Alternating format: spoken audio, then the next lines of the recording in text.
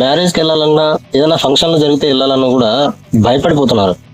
ఎందుకంటారా, ఈ రిలేటివ్స్ ఏ రకంగా ఇబ్బంది పెడతారో, ఏ రకంగా క్వశ్చన్ చేస్తారో అనేటువంటి భయంతోనే ఫంక్షన్స్ రావడం అనేది జరుగుతా ఉందన్నమాట. ఏళ్ల తరబడి అలా కోచింగ్ సెంటర్లలో కష్టపడి వచ్చి ప్రశాంతంగా రిలాక్స్ చేద్దామని చెప్పేసి ఫంక్షన్స్కి వస్తే కరెక్ట్ గా గుడి చూసి కొట్టినట్లు, ఏం బాబు ఇంకా జాబ్ రాలేదా, ఎన్నేళ్ళు చదువుతావు, ఇంకా పెళ్లి చేసుకో, ఇలాంటి మాటలు అనేటివి ఈ టీనేజర్స్ ఫేస్ చేయాల్సింది ఉంటుంది అనమాట. అందుకే నేనేమంటానంటే, మనకున్నటువంటి టాలెంట్ మనం ఎంత ఎర్లీగా అయితే అంత ఎర్లీగా మనం పసిగట్టాలి.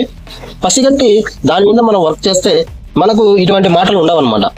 ఆ స్టూడెంట్ ఒక అబ్బాయి జహీర్ అనేటువంటి అబ్బాయి తనకు తాను ఏం చేయగలను, నాతో ఏది సాధ్యమవుతుంది, చదువు నా వల్ల వర్కౌట్ అవుతుందా కాదా అని ఆలోచించుకొని తనకు తాను నేను బిజినెస్ అయితే చేయగలను అని చెప్పేసి డిసైడ్ అయిపోయి ఒక సొంత బిజినెస్ పెట్టుకొని ఇప్పుడు హ్యాపీగా బతుకుతున్నాను అనమాట.